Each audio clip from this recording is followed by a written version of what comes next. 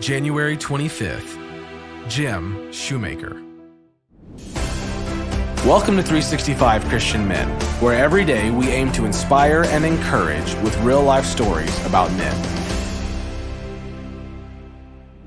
Jim is a plumber, a man with a skill. The official line is that plumbers typically work a regular 8 to 10-hour shift, but there are always emergencies and urgencies that make weekend and evening work necessary. Jim is a busy plumber, but he has a skill, and he knows how to use it to serve Christ. Listen to this.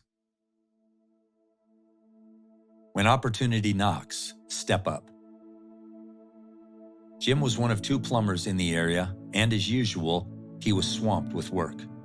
But when he heard an elderly couple were hauling water from the church, he decided it was time for a visit. Jim had met the couple. The man had severe chronic obstructive pulmonary disease known as COPD, and his wife had spent her days taking care of him. Their only income was a small disability check. When he sat with them in their living room, Jim said, "We've missed you at Sunday services. I wanted to come by and check on you and let you know that you have been missed." Jim continued, "I couldn't help but see the water jugs on the counter. Are you having water problems?" The man explained that a winter storm had frozen their water pipes. They burst and the water heater element had burned out. The elderly man told Jim that they had hired a plumber to do the work, and he promised a good deal on the labor, but he had asked for the money in advance. They gave him their last penny, but he skipped town the same day. The elderly man said he knew better than to pay the repairman in advance, but they were in such a desperate situation, he had ignored his better judgment. Jim's anger burned.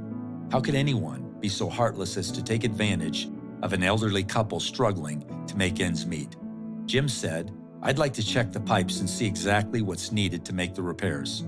I already know where I can get a good deal on a water heater." The man began to shake his head. But Jim said, "I will not take no for an answer. The Lord has blessed me so I can be a blessing to others." But the man replied, "What will your wife say? We don't want to cause trouble for you at home." Jim knew from similar situations his wife Pat would support whatever they decided to do to help the couple. Jim was so adamant the man and his wife realized it was pointless to argue with him. Jim worked 4 12-hour days and finished the job. He salvaged what he could of the old pipes and was able to get a used water heater for $300. When Jim was done, he praised God for giving him the ability and financial means to help others who weren't so fortunate as he. He then told the man's wife the job was finished and she could turn the water on. Her eyes filled with tears, but this time they were tears of joy. As Jim got into his car to leave, the man hollered, "Brother Jim, we will see you at church this Sunday." Jim waved and drove off. Later, the pastor phoned and said the church would pay the bill.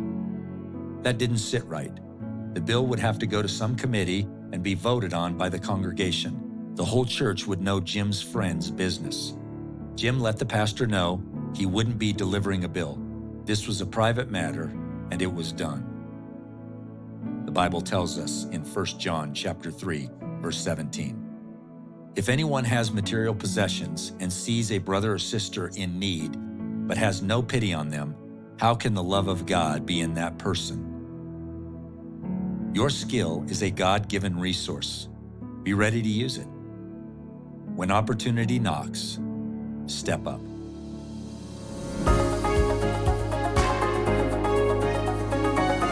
Hello, men. My name is Blake Maddox, and I'm the Executive Director of 365 Christian Men.